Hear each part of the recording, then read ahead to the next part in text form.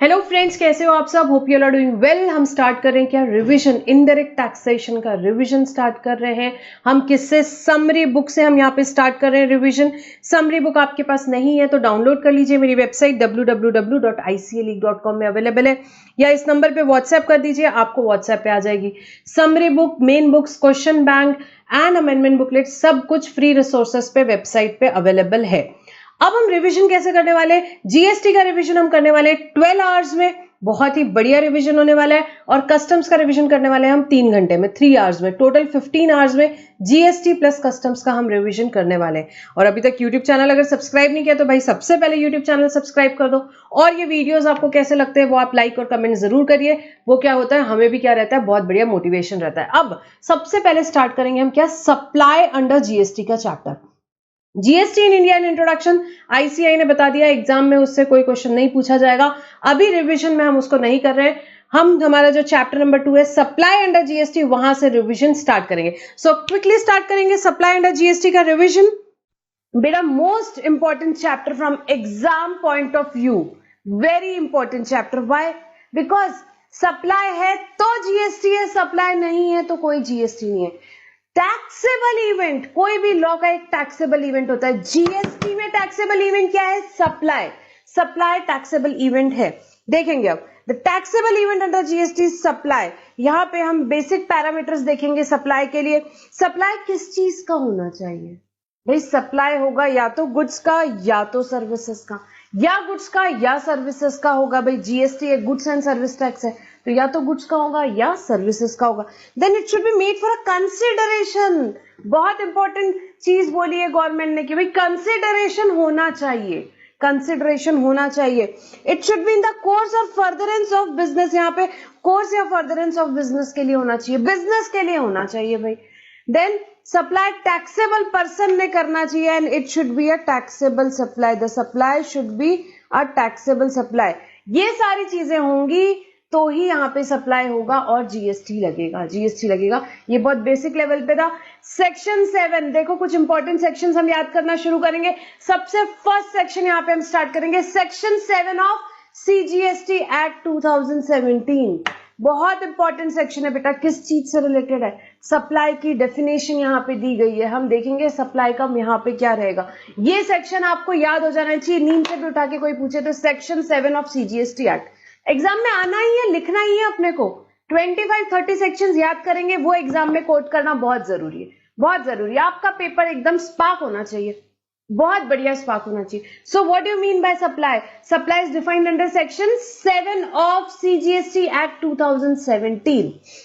जितने सेक्शंस हम पढ़ेंगे सारे सीजीएसटी एक्ट के रहेंगे। कुछ 5 या 6 sections we are going to study for IGST act, जो प्लेस ऑफ सप्लाई से रिलेटेड है, ऑन ऑल दैट। ठीक है, ऑल अदर सेक्शंस यहाँ पे हम सीजीएसटी एक्ट के पढ़ेंगे। सो सप्लाई की डेफिनेशन क्या बोलती है? सप्लाई इंक्लूड्स, सप्लाई में क्या क्या आएगा? 7(1)(a) all forms of supply made or agreed to be made for a consideration and in the course of business। तो यहाँ पे 7(1)(a) से दो चीजें इंपॉर्टेंट कर दी गई है। 7(1)(a) ने जो बोलता है सप्लाई इंक्लूड, सप्लाई में क्या क्या आएगा। सो supply should be for a consideration and for the purpose of business. हमने डिटेल लेक्चर में बहुत डिटेल में पढ़ा है, बहुत टाइम दिया है।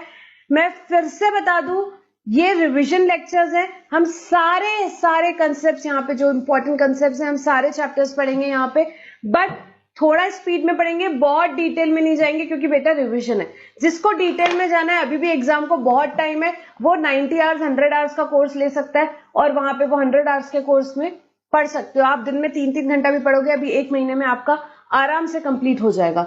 तो जिसको डिटेल में पढ़ना है, क्वेश्चन बैंक का डिस्कशन सुनना है, हर एक पॉइंट के बाद एग्जांपल्स देखने हैं, तो वो डिटेल कोर्स ले। जो रिवीजन करना चाहते हैं, हम यहाँ पे रिवीजन लेक्चर्स ले रहे हैं। ठीक है, सो सप्लाई क्या होना चाहिए? 7(1)(a) ने क्या बोला? 7(1) ने बोला कि भाई सप्लाई होगा अगर कंसिडरेशन होगी और for the purpose of business. दो चीजें, consideration for the purpose of business, हो गया सप्लाई खत्म बात, हो गया सप्लाई खत्म बात। फिर 7(1)(b) आया। 7(1)(b) बोला इंपोर्ट ऑफ सर्विसेज, गुड्स की बात नहीं हो रही है, सर्विस की बात हो रही है। import of service for a consideration whether or not in the course or furtherance of business। तो यहाँ पे अगर आप सर्विस इंपोर्ट कर रहे हो, यहाँ पे आप अगर सर्विस इंपोर्ट कर रहे हो किस चीज के, फॉर अ कंसिडरेशन, कंसिडरेशन तो होना चाहिए, वेदर और not for the purpose of business, business नहीं होगा तो भी चलेगा। मतलब 7V1B क्या बोलना चाहता है, मैंने पर्सनल पर्पस के लिए 5 इंपोर्टेड सम सर्विसेज, उस पे भी जीएसटी पे करना पड़ेगा, उसे भी सप्लाई बोल दिया 7(1)(b ने। बट नहीं, वेट, यहाँ पे बाद में एक एग्जेम्पशन नोटिफिकेशन आया, 7(1)(b ने तो सप्लाई बोल दिया, if you are importing services you have paid the consideration and if it is not for the purpose of business then also it is supply. But wait, एक exemption notification आया and that exemption notification में बोला कि नहीं, not for the purpose of business है, यहाँ personal purpose वगैरह के लिए है, तो उसे यहाँ पे एग्जेम्प्ट किया गया, उस पर टैक्स नहीं लगेगा, उस पर टैक्स नहीं लगेगा। हम पढ़ेंगे वो एग्जेम्पशन नोटिफिकेशन भी। देन इंपोर्ट बहुत डिटेल में अभी हम पढ़ने वाले हैं। 7(1)(c) क्या बोलता है, activities specified in schedule 1 made without consideration. 4 activities हमने बहुत डिटेल में पढ़ी है, याद हो जानी चाहिए। यहाँ पे हमने पैरा 1 2 3 4 पढ़ा था। 4 activities if made without consideration then also supply. 7(1)(a), what did 7(1)(a) said? 7(1)(a) में हमने थोड़ी देर पहले ही पढ़ा, 7(1)(a) ने बोल दिया था कि if it is made for a consideration and it is for the purpose of business then it is supply. Then comes 7(1)(c). 7(1)(c) ने क्या बोला, no, there are 4 activities or transaction, if they are made even without consideration it would be considered as supply. Consideration नहीं होगी तो भी supply मान लिया जाएगा। किस केस में, सिर्फ 4 एक्टिविटीज, सिर्फ 4 एक्टिविटीज। ये 4 एक्टिविटीज के अलावा अगर 5वीं कोई एक्टिविटी विदाउट कंसिडरेशन होगी तो क्या वो सप्लाई होगी? नहीं, वो सप्लाई नहीं होगी, क्योंकि 7(1)(a) में बेसिक कंडीशन ही है सप्लाई के, for a consideration for the purpose of business. And then ये थोड़े टाइम पहले यहाँ पे अमेंडमेंट हुआ था एंड 7(1)(a) इंसर्ट हुआ था। 7(1)(a) ने क्या बोला, if supply as per 7(1), मतलब if supply as per 7(1) के हिसाब से अगर सप्लाई है तो वो सप्लाई गुड्स का है कि सर्विसेज का है, वो सप्लाई गुड्स का है कि सर्विसेज का है, कौन बताएगा? शेड्यूल 2 के हिसाब से बताएंगे। तो ये इसमें थोड़ा कंफ्यूजन था, वो कंफ्यूजन अभी हम डिस्कस नहीं करेंगे, अमेंडमेंट क्या हुआ है वो हम डिस्कस करेंगे। तो यहां पे ये बात हुई कि भाई अगर 7(1) के हिसाब से सप्लाई है, 7(1)(a) के हिसाब से और 7(1)(b) के हिसाब से और 7(1)(c) के हिसाब से, if it is supply from 7(1)(a) और 7(1)(b) और 7(1)(c) then it is supply of goods और services will be determined by what? It will be determined by schedule 2।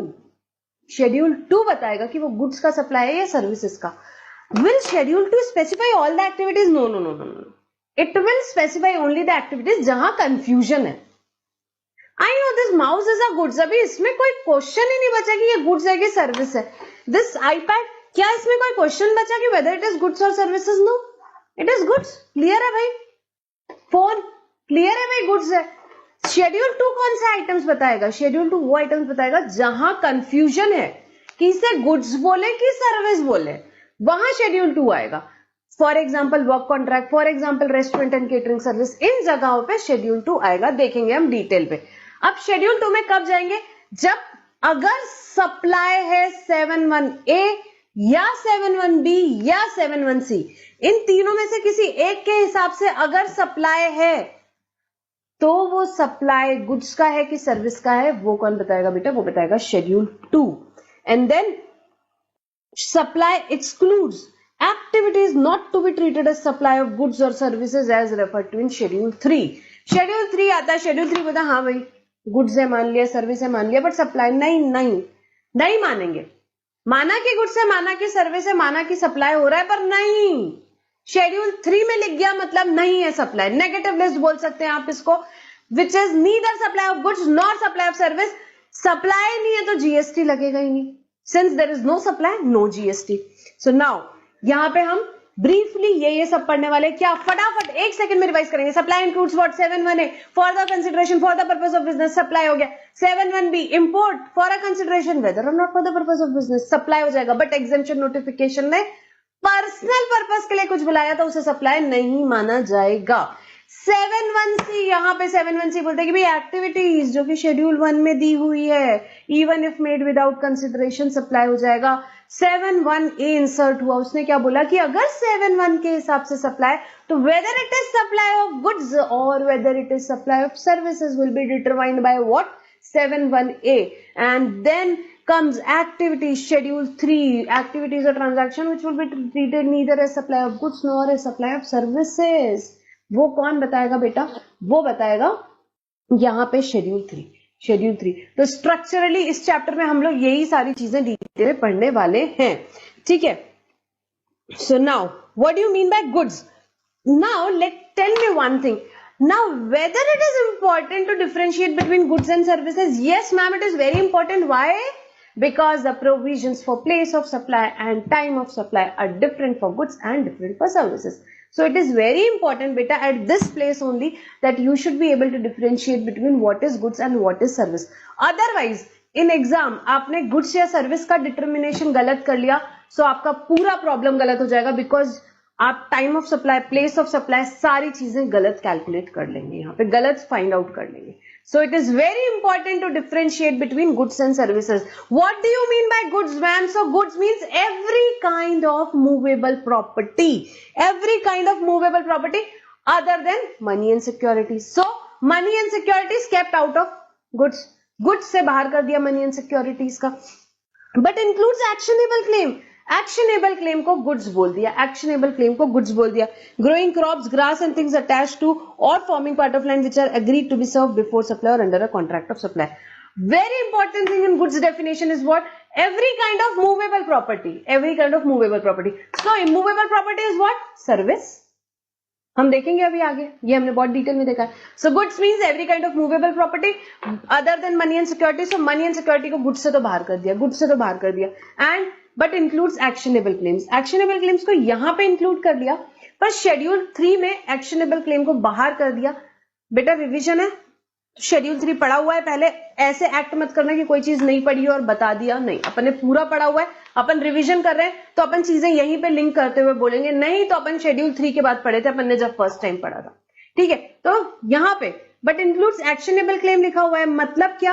Actionable claim को गुड्स तो बोल दिया, गुड्स तो बोल दिया, शेड्यूल 3 से बाहर कर दिया, मतलब schedule 3 it is neither supply of goods nor supply of service, so no tax on actionable claim except lottery betting and gambling, वहां लिखा है, मतलब लॉटरी बैटिंग और गैम्बलिंग पे टैक्स लगेगा एज गुड्स, ठीक है। चलो next, service means anything other than goods, money and securities. Anything other than goods means everything other than goods. Goods means any kind of movable property, so service means any kind of immovable property. Other than goods लिखा है, मतलब immovable property will always be service, याद रख लेना। Other than money and security, भाई money and security को goods से भी बाहर, service से भी बाहर, goods से भी बाहर, service से भी बाहर, किसको? money and securities को। so भाई no supply, good supply should be of goods or services, ना goods है ना service है तो काय का tax? No supply. Money and securities के ट्रांजैक्शन पे कोई जीएसटी नहीं लगेगा, क्योंकि वो गुड्स भी नहीं है, सर्विस भी नहीं है। Then but includes activity. Now it is very important and more important because a recent amendment has come in this definition. एक एक्सप्लेनेशन ऐड हुआ है, तो ये बहुत इंपॉर्टेंट है, समझिए। But includes activities relating to use of money और its conversion by cash और any other mode from one currency और denomination to another form currency और denomination for which separate consideration is charged। मतलब क्या? Activities relating to use of money or its conversion, पैसे को use करने के लिए यहाँ पे जो भी एक्टिविटी होती है जिसके लिए सेपरेट कंसिडरेशन चार्ज हुआ है, जिसके लिए सेपरेट कंसिडरेशन चार्ज हुआ है, उसे क्या बोलेंगे? उससे बेटा सर्विस में, वो सर्विस में आएगा। एग्जाम्पल देखेंगे अभी हम, एक्सप्लेनेशन क्या ऐड हुआ है वो देखेंगे। For the removal of doubts, it is hereby clarified that expression service includes facilitating or arranging transaction in securities। यहाँ पे मनी और सिक्योरिटीज तो गुड्स और सर्विसेज नहीं है, माना, बट अगर यहाँ पे फैसिलिटेट कर रहे हो या अरेंज कर रहे हो ट्रांजैक्शन इन सिक्योरिटीज को, उसके लिए सर्विस फीस ली, डॉक्यूमेंटेशन फीस ली, तो क्या वो सर्विस है? हाँ जी है। क्यों? क्योंकि for which separate consideration is charge. तो थोड़ी सी एम्बिग्यूटी हो रही थी इंडस्ट्री में, इसीलिए ये एक्सप्लेनेशन ऐड किया गया। तो अब एक बार एग्जांपल देखेंगे, उसके बाद और क्लियर हो जाएगा। डिपॉजिट और विड्रॉल फ्रॉम बैंक, बताओ क्या होगा? गुड्स होगा, सर्विस होगा? No ma'am, by because money and security is neither goods not service, So transaction in money will neither be goods nor services. Then processing fees. Yes, processing fees is a supply of service. Transaction in money is not. But processing fees is, because processing fees is a separate consideration, is a supply of service for which separate consideration is charged. For which separate consideration is charged. Then conversion of currency, one currency to another currency. US dollar से Pond's में convert किया मैंने. Conversion of currency, whether it is goods or service. No ma'am, it is transaction in money. It is transaction in money. No goods, no service. Commission for conversion of currency, जो currency मैंने US से लेके pond में convert की, उसमें मुझे उस agent ने कमीशन चार्ज किया. क्या वो सप्लाई ऑफ सर्विस है? Yes, yes, because it is relating to use of money और its conversion, for which separate consideration is charged. For which separate consideration is charged. So it is supply of service. Then sale or purchase of stock, share or derivatives. तो sale और purchase कर रहे हो? No ma'am, it is transaction in security. It is neither goods nor service. इधर neither goods nor service. MCQ में पूछे जा सकते हैं ऐसे क्वेश्चन बेटा. Actionable claim. Actionable claim clear है मैम, goods है, ये हमने डिस्कस कर लिया. As per schedule 3 actionable claim other than lottery betting gambling is neither supply of goods nor supply of service. So only lottery betting and gambling would be taxed as goods. ठीक है, all other actionable claims को हटा दिया गया है. Service charge और service fees और documentation fees और broking charges, it is provision of service and chargeable to GST. It is because of what, newly inserted explanation. यहाँ पे जो एक्सप्लेनेशन यहाँ पे डाला गया है, यहाँ पे फैसिलिटिंग और अरेंजिंग ट्रांजैक्शन इन सिक्योरिटीज से रिलेटेड है. सो बेटा यहाँ पे क्या हो गया, ये हमने गुड्स की डेफिनेशन पढ़ी, ये हमने सर्विस की डेफिनेशन पढ़ी. मैं क्लियरली बता रही हूं, जो लोग आगे भी ये वाले वीडियोस देखने वाले हैं बेटा, ये ही स्पीड मेंटेन की जाएगी, बिकॉज रिवीजन हो रहा है. जिसको डिटेल में पढ़ना है, मुझे स्टूडेंट्स जो बोल रहे हैं कि मैम डिटेल में पढ़ना है, मैं उनको यही रिकमेंड करूंगी कि बेटा आप यहाँ पे 100 आवर्स की क्लास में पढ़िए. यहाँ पे जिसने एक बार पढ़ लिया वो रिवीजन के लिए पढ़ेगा. No doubt I am going to cover every concept, but हर कंसेप्ट के साथ एग्जाम्पल, क्वेश्चन बैंक सॉल्व कराना, वो सब हम यहाँ इतने लिमिटेड टाइम में बिल्कुल नहीं कर पाएंगे. इसलिए मैंने ये चीज 2 बार आपको क्लियर कर दी. अब 7(1)(a) देखना शुरू किया था. 7(1)(a) में क्या लिखा हुआ है? बहुत clearly, supply for consideration in the course of furtherance of business. Consideration होना चाहिए plus in the course of business होना चाहिए, तो सप्लाई होगा. सो एक जो प्राइमरी एलिमेंट है सप्लाई होने के लिए, वो क्या क्या है? Consideration and for the purpose of business. Next यहाँ पे क्या है? Section 7 subsection 1 clause AA. Clause AA insert हुआ, पहले नहीं था जीएसटी में. जब जीएसटी आया तब रिट्रोस्पेक्टिवली बट इसे क्या किया गया? इंसर्ट किया गया. रिट्रोस्पेक्टिवली कब से? 1 जुलाई 2017 से. 1 जुलाई 2017 से क्या बोला यहाँ पे क्लॉज AA ने? भाई यहाँ पे बोला कि सप्लाई इंक्लूड्स क्या? एक्टिविटीज और ट्रांजैक्शन. क्या बोला? एक्टिविटीज और transaction by a person other than individual, by a person other than individual to its member constitutes or vice versa for cash deferred payment or valuable consideration. क्या बोल दिया? Supply बोल दिया. झगड़ा ही खत्म कर दिया भाई. पहले झगड़ा होता था ये सप्लाई है या नहीं है, बहुत सारी जगह झगड़ा चल रहा था, कोर्ट्स अपने अपने डिसीजन दे रहे थे. तो यहाँ गवर्नमेंट ने बड़ा क्लियर कर दिया, बोल दिया कि भाई ये सप्लाई है. सप्लाई में ही ले लिया. यहाँ सेक्शन 7 सबसेक्शन 1 में क्लॉज AA इंसर्ट करके क्या बोला कि कोई भी एक्टिविटी, कोई भी ट्रांजैक्शन कोई भी पर्सन कर रहा है अदर देन इंडिविजुअल. हो सकता है बॉडी ऑफ इंडिविजुअल हो सकता है एसोसिएशन ऑफ पर्सन हो. किसके लिए? अपने ही मेंबर्स के लिए, अपने ही कॉन्स्टिट्यूट्स के लिए, या वाइस वर्सा. मेंबर कर रहा है भाई अपने association of person, body of individual को कोई सर्विस दे रहा है, सप्लाई हो जाएगा भाई, सप्लाई हो जाएगा. बट किस चीज के लिए होना चाहिए? कैश के लिए, डेफर्ड पेमेंट के लिए, या वैल्यूएबल कंसिडरेशन के लिए, या अदर वैल्यूएबल कंसिडरेशन के लिए. आपको याद हो तो शेड्यूल 2 में, पहले बेटा शेड्यूल 2 में पैरा 7 हुआ करता था, उसको ओमिट कर दिया. पैरा 7 क्या था? पैरा 7 बोलता था अगर सप्लाई ऑफ गुड्स हो रहा है, ये देखो मैं खोलती हूँ पहले वाला जो पैरा 7 था, जो कि अभी ओमिट कर दिया गया है. पहले क्या बोलता था? वो supply of goods unincorporated association या बॉडी ऑफ पर्सन अपने मेंबर्स कॉन्स्टिट्यूट्स के लिए कर रहा है फॉर कैश डेफर्ड पेमेंट या वैल्यूएबल कंसिडरेशन, तो उसे सप्लाई ऑफ गुड्स बोला था. ठीक है. शेड्यूल 2 क्या काम करता है? बताता है कौन से एक्टिविटी ट्रांजैक्शन को सप्लाई ऑफ गुड्स बोलना, सप्लाई ऑफ सर्विस बोलना. तो ये पैरा 7 को ओमिट कर दिया गया. रिट्रोस्पेक्टिवली फॉर्म 1 जुलाई 2017 इसे भी ओमिट कर दिया गया.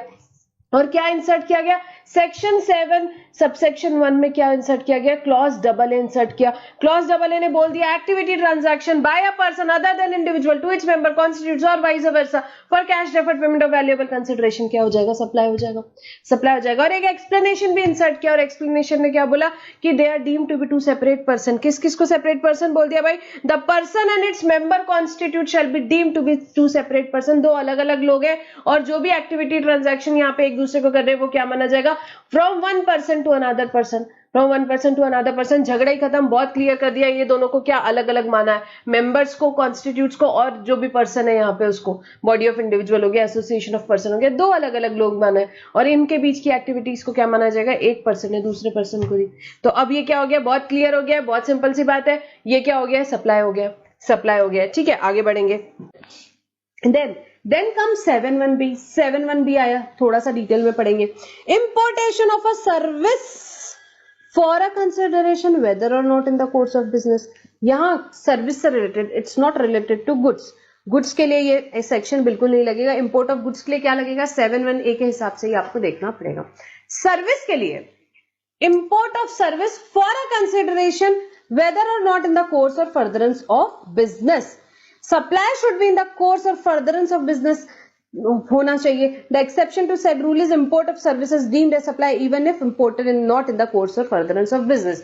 But as I told you, there comes an exemption notification, जो exemption notification के हिसाब से personal purpose के लिए अगर आप ले रहे हो वो आपके लिए exempt हो जाती है।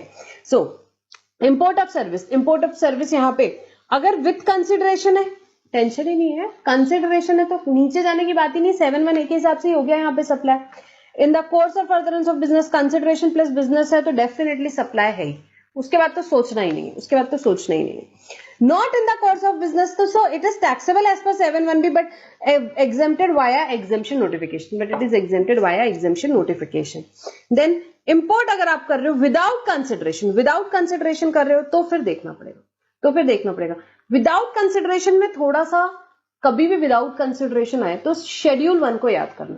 शेड्यूल 1 हमने पढ़ा है, वहां पे दिया हुआ था फ्रॉम अ रिलेटेड पर्सन और distinct person in the course और फर्दरेंस ऑफ बिजनेस आप लेते हो तो वो टैक्सेबल होता है। शेड्यूल 1 हमने ऑलरेडी पढ़ा हुआ है, जो अभी यहाँ पे हमने नहीं पढ़ा है बट हमने रेगुलर क्लास में पढ़ा है, अभी हम थोड़ी देर में पढ़ने वाले हैं। तो यहाँ शेड्यूल 1 के हिसाब से अगर रिलेटेड पर्सन या मैं डिस्टिंक्ट पर्सन से बिजनेस के लिए कोई सर्विस इंपोर्ट करती हूँ even if without consideration then it is taxable. Import पे टैक्स कौन पे करता है बेटा, इंपोर्ट में यहाँ जो इंडिया में है इंपोर्टर वो पे करता है रिवर्स चार्ज में, याद होगा आपको। और विदाउट कंसिडरेशन कोई और पर्सन ला रहा है तो फिर वो नॉट टैक्सेबल है, वो टैक्सेबल ही नहीं है, कंसिडरेशन ही नहीं है। 7(1)(a) के लिए भी कंसिडरेशन यहाँ पे चाहिए, 7(1)(b) के लिए भी कंसिडरेशन चाहिए, शेड्यूल 1 में भी आप नहीं आ रहे हो तो फिर आप क्या हो जाएगा, यहाँ पे आप टैक्सेबल नहीं रहोगे। Now supply without consideration, schedule 1 हम यहाँ पे अब पढ़ना स्टार्ट करेंगे। यहाँ से हम हमारा शेड्यूल 1 शुरू करते हैं। Supply without consideration, deem supply, section 7(1)(c) read with schedule 1। now we are going to study the schedule 1। what is schedule 1? you should be very clear about it। schedule 1 has those activities or transaction for which consideration there is no consideration।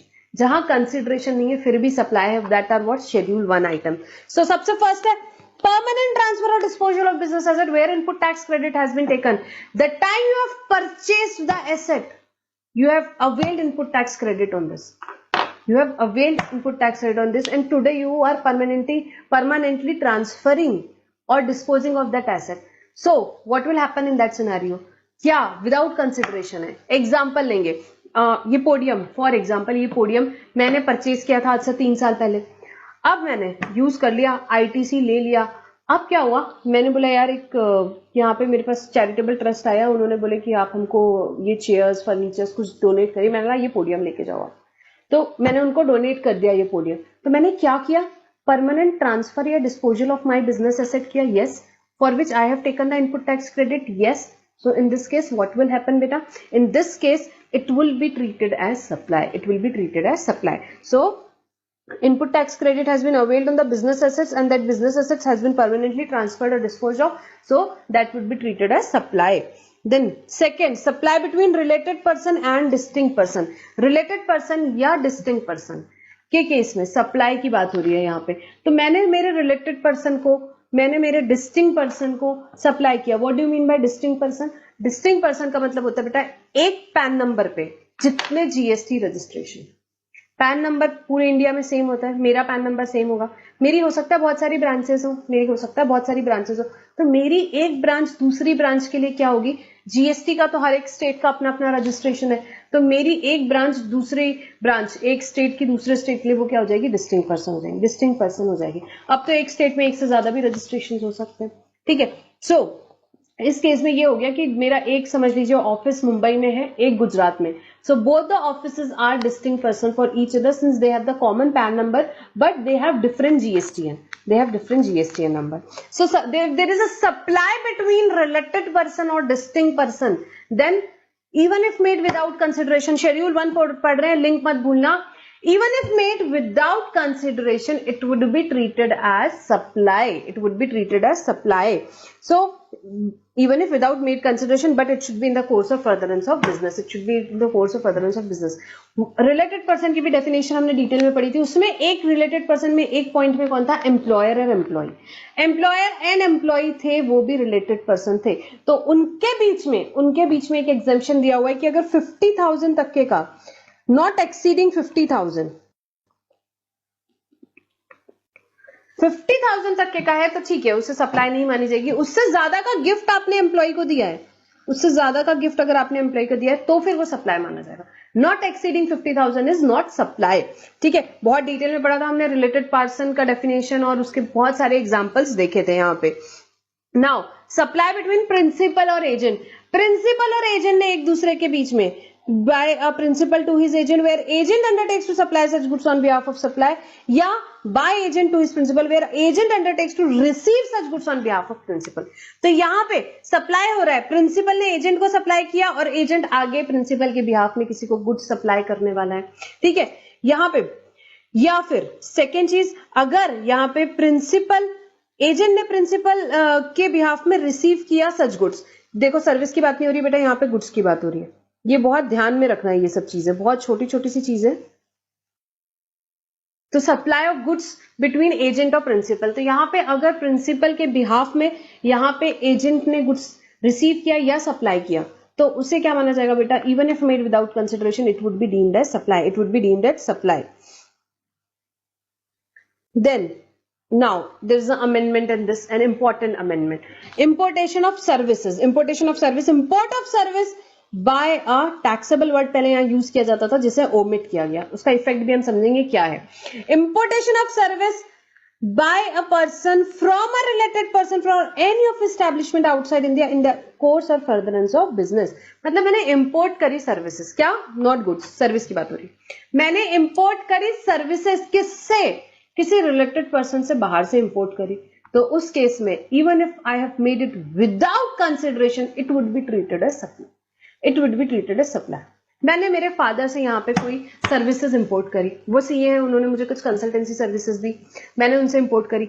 Are we related person, yes we are the members of same family, we are related, so I have imported some services from him, so क्या वो taxable होगी, क्या उससे supply बोला जाएगा, even if made without consideration. So previously यहाँ पे word use किया हुआ था taxable person, so if I am registered under GST then only it would be liable to tax, it would be treated as supply, but now the taxable word has been omitted। ये क्यों omit किया गया, यहाँ पे ये amendment इसलिए आया, हम पढ़ेंगे यहाँ पे effect of the amendment is to ensure that import of services by entities which are not registered under GST, for instance who are making only exempt supply but are otherwise engage in business activities tax when receive from a related person और any establishment outside India. For example यहाँ पे मैं कुछ exempt supply कर रही हूँ, मेरा supply पूरा एग्जाम्प्टेड है, so I have not registered under GST but I am importing services, तो गवर्नमेंट का बोलना था नहीं, अगर आप एग्जाम सप्लाई में हो, आप एग्जाम सप्लाई में हो, आपने रजिस्ट्रेशन नहीं लिया है बट आप इंपोर्ट कर रहे हो सर्विस, तो भी वो टैक्स होगा। सो यहाँ पे अब जरूरी नहीं है कि सर्विस जो इंपोर्ट करे वो टैक्सेबल पर्सन हो, कोई भी इंपोर्ट कर ले सर्विस, कोई भी इंपोर्ट कर ले सर्विस, उसे क्या बोल दिया गया बेटा, सप्लाई बोला गया, उसे सप्लाई बोला गया है। आगे इसकी टैक्सेबिलिटी और डिस्कस करेंगे। Now here we complete schedule 1। schedule 1 हमने क्या क्या पढ़ा, permanent transfer disposal of business assets, second that would be treated where input tax rate has been availed, that would be treated as supply। then हमने पढ़ा supply between related person and distinct person, उसमें employer employee, अगर employer ने employee को 50,000 तक के का gift दिया हुआ है तो उसे यहाँ पे सप्लाई नहीं बोला जाएगा। then supply of goods between principal and agent, and then we study import of services. Services किसने इंपोर्ट करी? क्या टैक्सेबल पर्सन ने इंपोर्ट की? नहीं, कोई ने भी इंपोर्ट करी, रिलेटेड पर्सन से बाहर से। So in all the 4 activities even if made without consideration it would be treated as what? Supply. इसे सप्लाई बोला जाएगा। Here we complete our schedule 1। Next बेटा सेक्शन 7(1) की क्या बात थी? सेक्शन 7(1) ने बताया कि सप्लाई इंक्लूड्स क्या? 7(1)(a), 7(1)(b), 7(1)(c। सप्लाई क्या है बेटा? उन्होंने बता दिया। अब 7(1) कैपिटल ए आया, उसने क्या बोला कि भाई अगर सप्लाई है 7(1) के हिसाब से, 7(1) के हिसाब से सप्लाई है, 7(1)(a), B या C, किसी के भी हिसाब से सप्लाई है, तो सप्लाई ऑफ गुड्स है कि सप्लाई ऑफ सर्विस है, ये बताने का काम किसका? शेड्यूल 2 बताएगा। भाई कौन बताएगा? शेड्यूल 2 बताएगा। भाई एक्टिविटीज और transaction to be treated as supply of goods और सप्लाई ऑफ सर्विस। बट क्या शेड्यूल 2 ये बता सकता है कि कोई एक्टिविटी सप्लाई है कि नहीं? नहीं नहीं नहीं, वो काम किसका है? सेक्शन 7(1). तो 7(1) के हिसाब से पता चलेगा कि भाई कोई चीज सप्लाई है या नहीं। फिर सप्लाई ऑफ गुड्स है या सर्विस कौन बताएगा? शेड्यूल 2। क्या सारी चीजों के लिए बताएगा कि भाई मोबाइल? नहीं बेटा, सब चीजों के लिए नहीं बताएगा। मोबाइल तो पता है मूवेबल प्रॉपर्टी गुड्स है, लैपटॉप पता है मूवेबल प्रॉपर्टी गुड्स है, पोडियम पता है गुड्स है, सब पता है। किस में बताएगा? जहां पे कंफ्यूजन है या जहां पे गवर्नमेंट को लगा कि भाई क्लैरिफाई करना जरूरी है, पुराने लॉ से गवर्नमेंट ने सीख ले ली, तो बड़ा प्यारा सा शेड्यूल बनाया। क्या? शेड्यूल 2 क्या बताता है? शेड्यूल 2 यहां डायरेक्ट नहीं आना है। अगर 7(1) A, B या C के हिसाब से सप्लाई है तो वो सप्लाई ऑफ गुड्स है या सर्विस है, वो किसका काम है बताने का? शेड्यूल 2। सो एक्टिविटीज और transaction to be treated as supply of goods और supply of service as per schedule 2। देखेंगे सबसे पहले ट्रांसफर। ट्रांसफर क्या? टाइटल का ट्रांसफर कर दिया। ओ माय गॉड, टाइटल का ट्रांसफर मतलब बहुत सिंपल सी बात है, बहुत सिंपल सी बात है भाई। टाइटल भी ट्रांसफर कर दिया, पोजीशन भी ट्रांसफर कर दिया, उसे क्या बोलेंगे? Supply of goods. मैंने ये मोबाइल सेल कर दिया, मैं मेरी मोबाइल की शॉप है, क्या हो गया? मैंने सप्लाई ऑफ गुड्स किया। मैंने टाइटल भी ट्रांसफर कर दिया बेटा, पोजीशन भी ट्रांसफर कर दिया। अब मैंने टाइटल ट्रांसफर तो किया, but under an agreement that shall pass at a future date. पूरा कंसिडरेशन आप मेरे को दोगे तब मैं टाइटल दूंगी फ्यूचर डेट पे। ये क्या होगा? ये भी सप्लाई ऑफ गुड्स होगा। Example hire purchase transaction, hire purchase transaction, ठीक है। ये सब इसमें अपन ने बहुत सारे एग्जांपल्स देखे थे एक क्लास में, अभी रिवीजन है। देन बेटा टाइटल ट्रांसफर नहीं हो रहा है, राइट और undivided share in goods. Right in goods या undivided share in goods transfer कर रहे हो without transfer of title, without transfer of title, तो उसे क्या बोलेंगे? Supply of service, supply of service. उसके बाद लैंड और बिल्डिंग, आपको पता है बेटा इमूवेबल प्रॉपर्टी क्या होती है? वेरी गुड, सर्विस होती है, सर्विस होती है। तो अब लैंड का चाहे लीज हो, चाहे टेनेंसी, चाहे ईजमेंट, चाहे लाइसेंस टू ऑक्यूपाई लैंड, किसमें आएगा? It would be classified as supply of service, it would be classified as supply of service. Then lease letting out of building including commercial, industrial, residential complex for business, commerce, wholly partly. आप यहाँ पे क्या कर रहे हो बेटा? कोई भी बिल्डिंग को लीज पे दे रहे हो, ठीक है। फॉर एग्जाम्पल मैंने यहाँ पे कोई शॉप लीज पे दी है, तो वो क्या हो जाएगा? ये हो जाएगा supply of service, supply of service. Treatment और प्रोसेस कर रहे हो आप, ट्रीटमेंट या प्रोसेस किस पे? Apply to another person goods, किसी और के गुड्स पे ट्रीटमेंट या प्रोसेस कर रही हूं मैं, किसी और के गुड्स पे। Example job work, job work कर रही हूं मैं, तो उसे क्या बोला गया? Supply of service. बेटा जॉब वर्क करने आएगा तो जाते हुए दिखेगा कि गुड्स जा रहा है, बट एक्चुअली क्या है? सर्विस, सर्विस करी है आपने, सर्विस दी है किसी के यहाँ पे गुड्स पे, आपने कुछ ट्रीटमेंट या प्रोसेस किया है, फिर डिस्पैच आप गुड्स करोगे, बट यहाँ पे क्या होगा? एक्चुअल ट्रांजैक्शन सर्विस का रहेगा, सर्विस का रहेगा। तो ये बहुत इंपॉर्टेंट है, ध्यान रखना। देन ट्रांसफर कर रहे हो क्या? बिजनेस का एसेट, बिजनेस का एसेट ट्रांसफर कर रहे हो, ओके।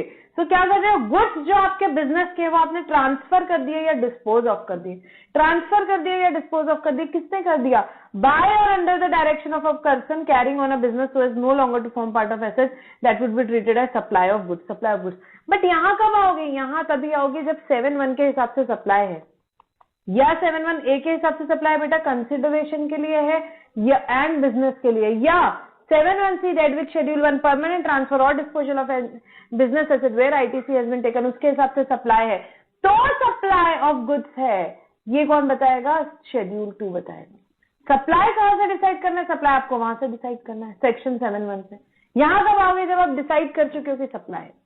अगर शेड्यूल 1 के हिसाब से सप्लाई नहीं आता, फॉर एग्जांपल विदाउट कंसिडरेशन का ट्रांजैक्शन है, आईटीसी भी अवेल नहीं किया है, तो सप्लाई नहीं होता है। पैरा 1 शेड्यूल 1 रिवीजन कर रहे हैं, तो उस केस में आप यहां नहीं आओगे। 7(1) के हिसाब से सप्लाई है तो यहां आओगे।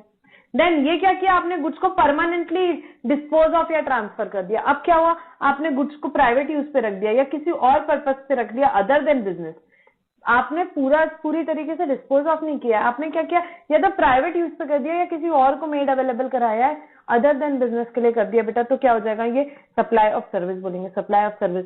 एंड आप क्या कर रहे हो, goods forming part of asset of a business carried on by a person who ceases to be a taxable person, now you are no more a taxable person, तो क्या माना जाएगा, the goods shall be deemed to be supplied by him in the course of furtherance of business before he ceases to be a taxable person, and that would be treated as supply of goods. However, the exception are अगर business going concern जैसे transfer कर दिया, exemption के chapter में भी पढ़ते हैं, going concern जैसे हम बिजनेस जब ट्रांसफर कर देते हैं वो सर्विस क्या हो जाती है बेटा, यहाँ पे वो चीजें क्या हो जाती है, एग्जेम्प्ट हो जाता है। And business carried on by personal representative who is a deemed to be a taxable person, तो ये आपके एक्सेप्शन है। अदरवाइज जो गुड्स जो बिजनेस के बचते हैं उसे क्या माना जाता है, supply of goods.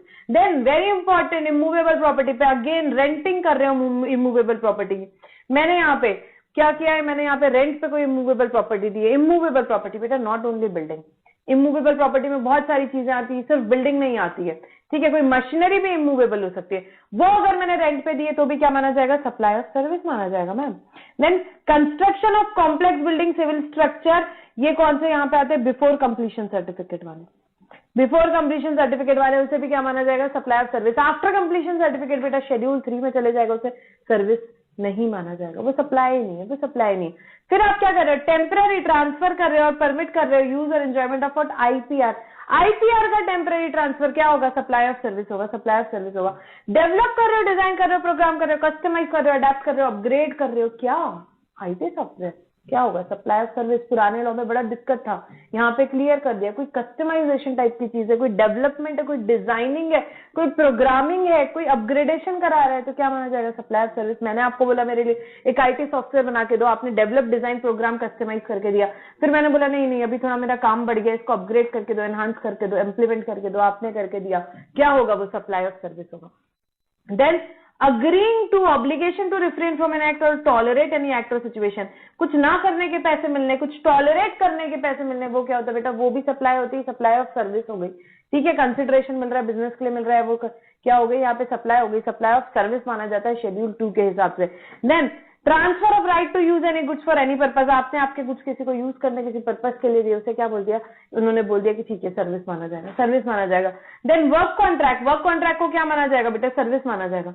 Work contract को क्या माना जाएगा, सर्विस माना जाएगा। वर्क कॉन्ट्रैक्ट जीएसटी में हमेशा इमूवेबल प्रॉपर्टी की होती है, क्यों, वर्क कॉन्ट्रैक्ट की डेफिनेशन देंगे, ठीक है, वर्क कॉन्ट्रैक्ट की डेफिनेशन में दिया हुआ है किसकी, इमूवेबल प्रॉपर्टी की होती है, where in transfer of property in goods is involve, ठीक है, कुछ भी हो सकता है, कंस्ट्रक्शन का हो सकता है, कोई भी कॉन्ट्रैक्ट हो सकता है यहाँ पे, बट इमूवेबल प्रॉपर्टी का होगा।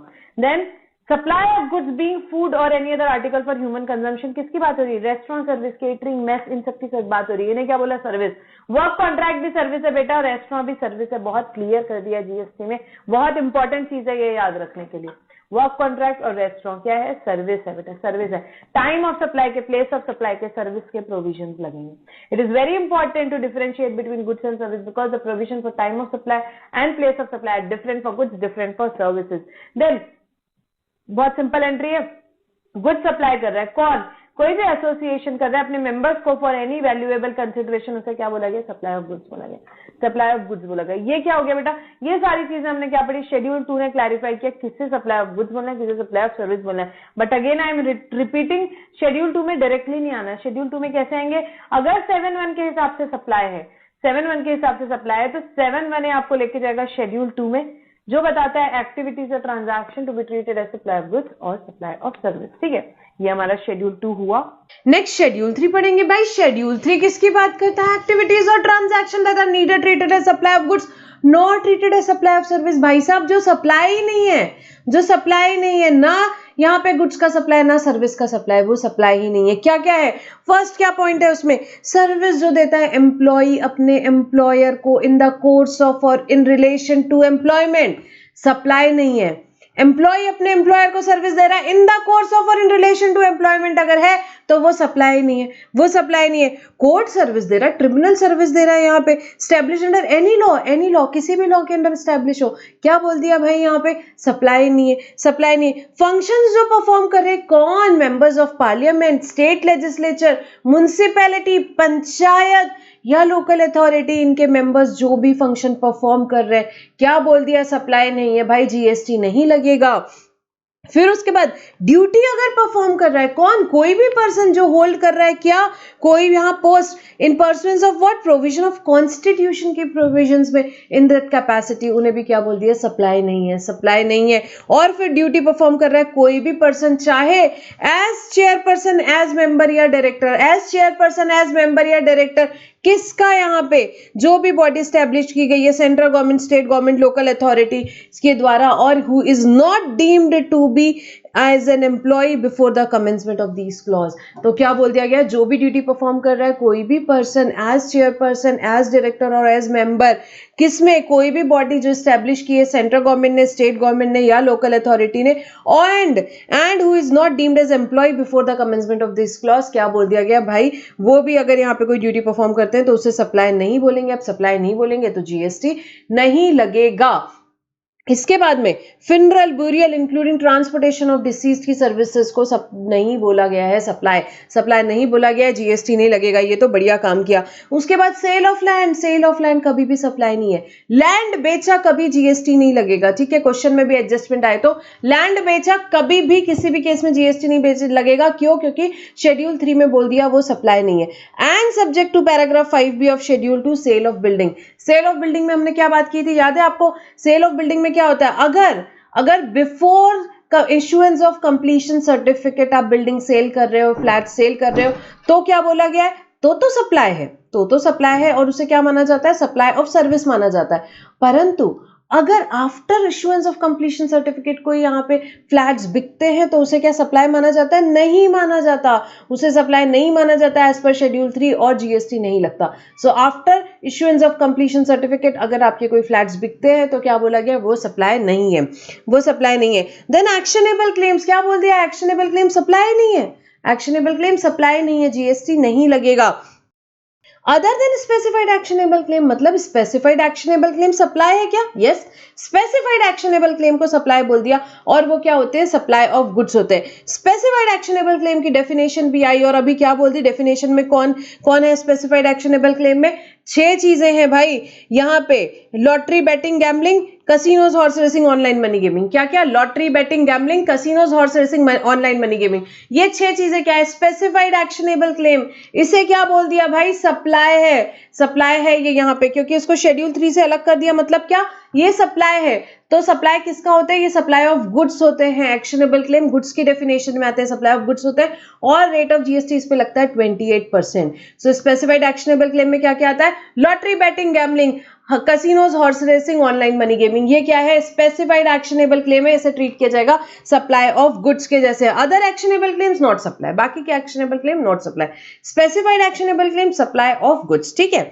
Then supply of goods from a place in, एक नॉन टैक्सेबल टेरिटरी से दूसरे नॉन टैक्सेबल टेरिटरी अगर आपके गुड्स जा रहे without such goods entering into India, वो भी सप्लाई नहीं है, ठीक है। तो यूएस से यहाँ पे कोई कनाडा गुड्स जा रहे हैं और इंडिया में यहाँ पे एंटर नहीं हो रहे, तो वो सप्लाई नहीं है, उस पर जीएसटी नहीं लगेगा।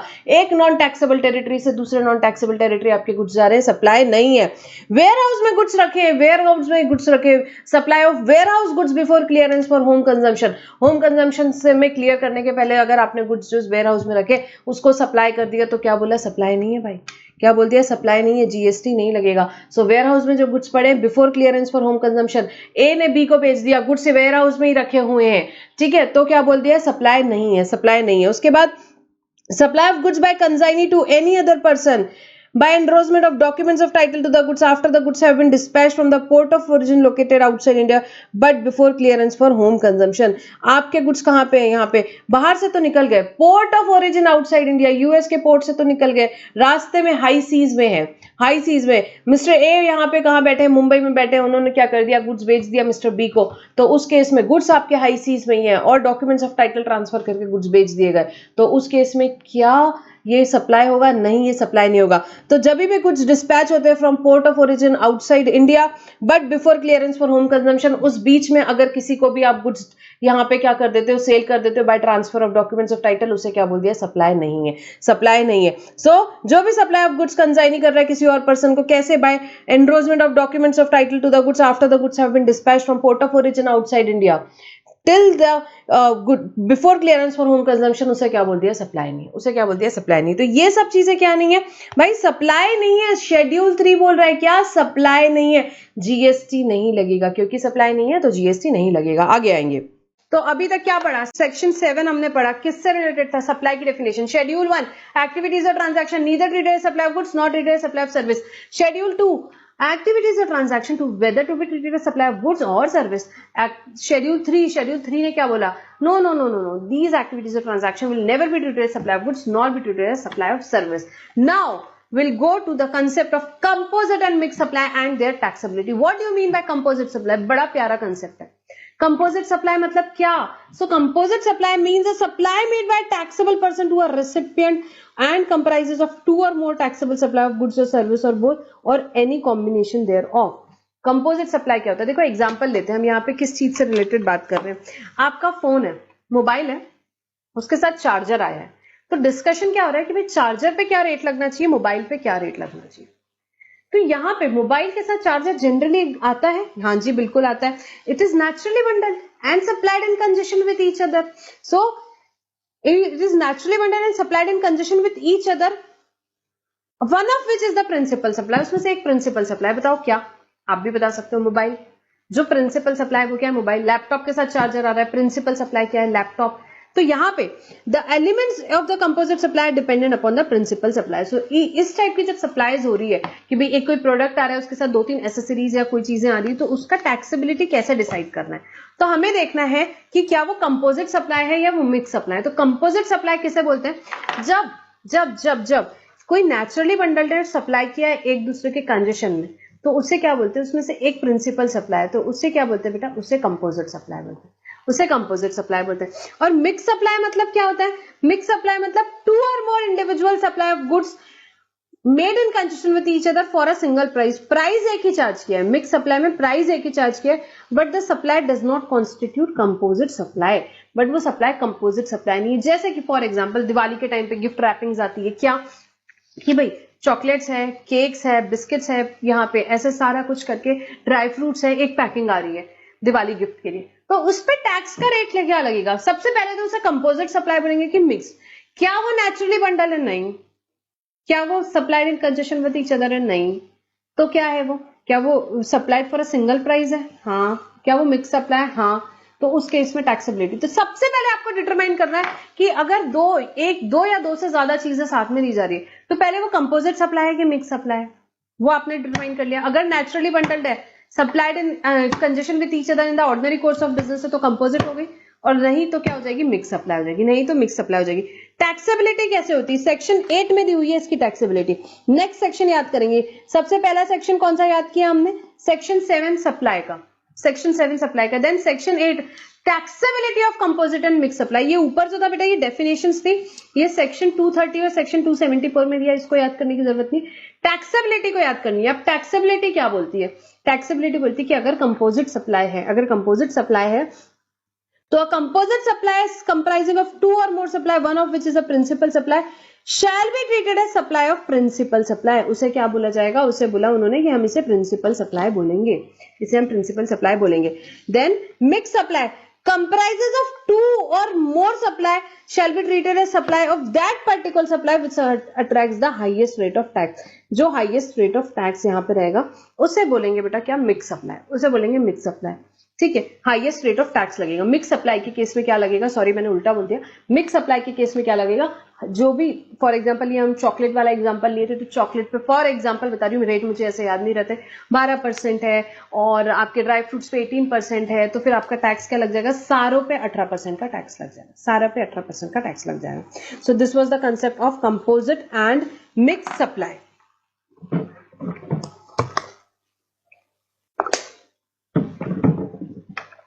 अब आपने मार्केट में देखेंगे कुछ छोटे छोटे क्लैरिफिकेशंस आए, हम वो पढ़ेंगे। आपने मार्केट में देखा होगा बहुत सारी सेल्स प्रमोशन स्कीम चलती रहती है, जैसे by one get one free, यहाँ पे या आपको कोई सैंपल्स हैं वो फ्री ऑफ कॉस्ट मिल रहे हैं, फार्मास्यूटिकल कंपनी में जनरली होता है। तो इस केस में क्या रहेगा टैक्सेबिलिटी, इसे सप्लाई माना जाएगा, कैसे किया जाएगा, तो उस पर कुछ क्लैरिफिकेशन आए वो हम पढ़ेंगे। सो Sample supplied free of cost. It is clarified that samples which are supplied free of cost without consideration do not qualify as supply under GST. देखो 7(1) में क्लियरली क्या पड़ा, फॉर अ कंसिडरेशन होना चाहिए, भाई कंसिडरेशन ही नहीं है तो क्या सप्लाई मानेंगे, नहीं मैम नहीं मानेंगे.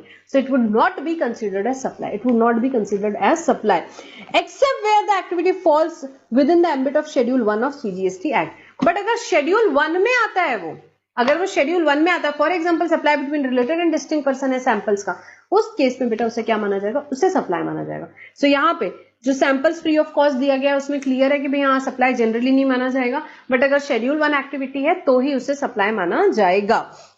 देन एक ऑफर चलते हैं, आपने देखा ही होगा, बाय 1 गेट 1 ऐसे ऑफर्स वगैरह चलते रहते हैं. तो उस केस में क्या रहेगा कि भाई मैं यहाँ पे buy toothpaste get toothbrush free, ऐसा buy 1 soap get 1 soap free, तो ऐसे भी ऑफर्स चलते रहते हैं, ऐसे भी ऑफर्स चलते रहते हैं. तो एक्चुअली यहाँ पे ये चीज होती है कि you are buying 2 things at a price of 1, at a price of 1. उस केस में क्या रहेगा, उस केस में क्या रहेगा, taxability of such supply will depend upon as to whether the supply is a composite और mix supply and the rate of tax determined as per the provisions of section 8 ऑफ CGST act जो रहेगा वो वहां पे लगेगा उस case में.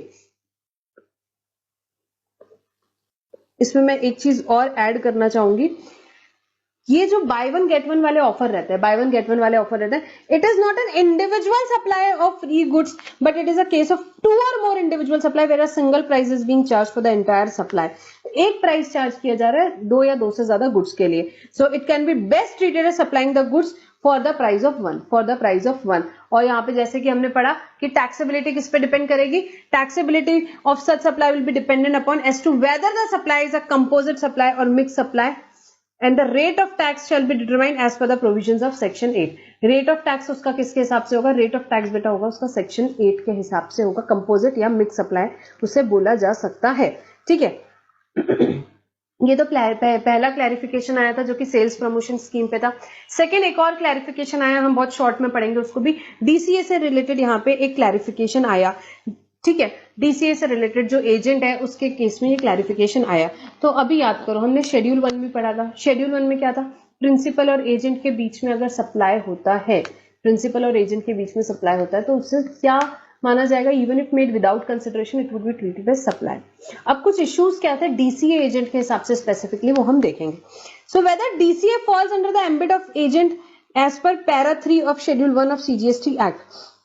मैं जनरली बता देती हूँ DCA एजेंट का कंसेप्ट क्या होता है. DCA एजेंट जो रहता है वो सप्लायर को, वो दूसरे एजेंट से कैसे अलग होता है, वो सप्लायर को इंश्योर करता है कि भाई आपको पेमेंट मिलेगा, आपको पेमेंट मिलेगा. और जनरली अगर हर एक एजेंट 10% चार्ज कर रहा है अपना कमीशन तो वो 12 करता है. क्यों, क्योंकि वो इंश्योर करता है. और उसके लिए वो क्या करता है, वो बहुत सारी अलग अलग चीजों का लेता है कि वो कहीं से लोन एक्सटेंड करा सकता है एंड ऑल दैट, वो सारी फैसिलिटीज वो वहां पे लेता है.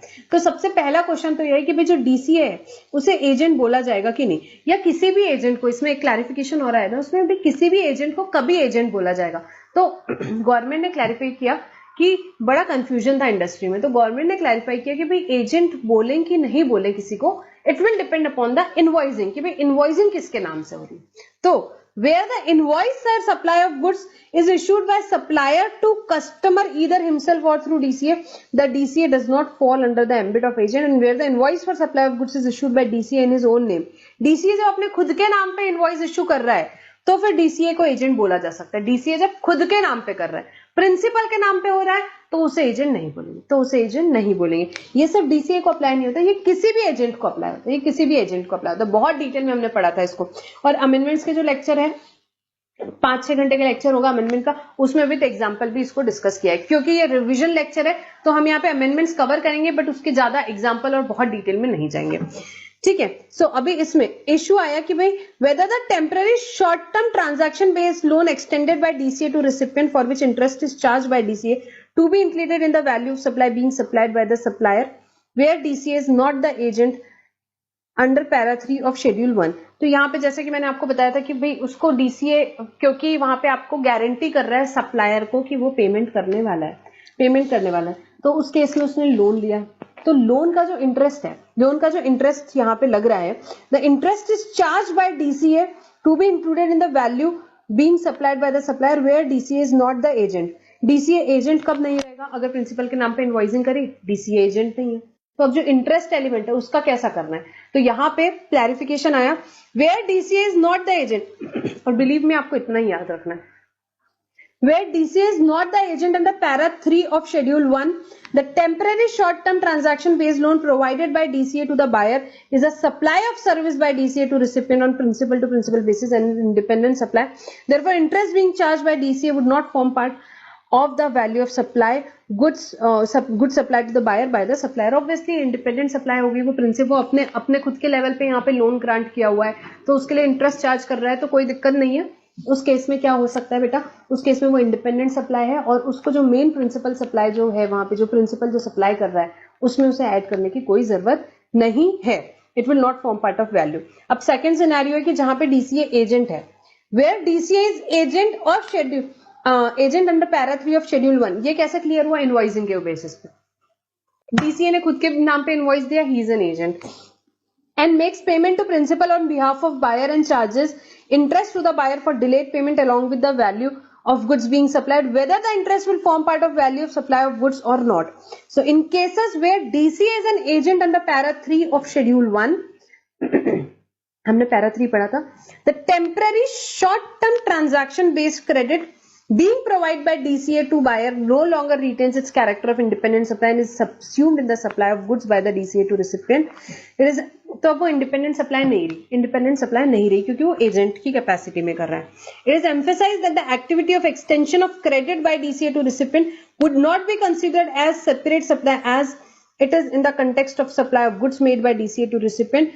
Value of interest charged for such credit would be required to be included in value of supply as per section 15(2)(d). तो 15(2)(d) के हिसाब से आप जब वैल्यूएशन करेंगे, हम वैल्यू के चैप्टर में पढ़ेंगे, तो उस केस में उसे इंक्लूड कर लेंगे, उसने जो इंटरेस्ट चार्ज किया उसको भी इंक्लूड कर लिया जाएगा वैल्यूएशन पर्पस के लिए। तो सबसे पहले डीसीए एजेंट है कि नहीं, उसको किस पे डिपेंड करता है, it depends upon the invoicing. Revise करा रही हूँ, फटाफट सुन लो, इट डिपेंड अपॉन इनवॉइसिंग। अगर इनवॉइस डीसीए के नाम पे है तो एजेंट है, नहीं है तो वो एजेंट नहीं है। अब अगर वो एजेंट नहीं है तो अगर जो उसने सप्लाई किया है, जो temporary short term transaction based loan है, तो उसे क्या इंक्लूड किया जाएगा, नहीं, उसे इंक्लूड नहीं किया जाएगा, वो एक इंडिपेंडेंट सप्लाई रहेगी। बट अगर वो एजेंट है तो यस, उसे इंक्लूड किया जाएगा वैल्यू में। जब आप वैल्यू डिराइव करोगे सेक्शन 15 के हिसाब से, तब उसे इंक्लूड किया जाएगा। इन शॉर्ट आपको इतना याद रखना है। नेक्स्ट बेटा, service by way of grant of alcoholic liquor license. Grant of alcoholic liquor license neither supply of goods nor supply of service. ना सप्लाई ऑफ गुड्स है ना सप्लाई ऑफ सर्विस है, तो गवर्नमेंट ने बेटा नोटिफाई किया, notify करेंगे, government के पास पावर है, नोटिफाई करेंगे कुछ एक्टिविटी और ट्रांजैक्शन जो स्टेट गवर्नमेंट करती है एज पब्लिक अथॉरिटी की, उन्हें ना ट्रीट किया जाएगा सप्लाई ऑफ गुड्स ना सप्लाई ऑफ सर्विस। तो गवर्नमेंट ने क्या नोटिफाई किया, गवर्नमेंट ने ये सर्विस नोटिफाई की, service by way of grant of alcoholic liquor licence.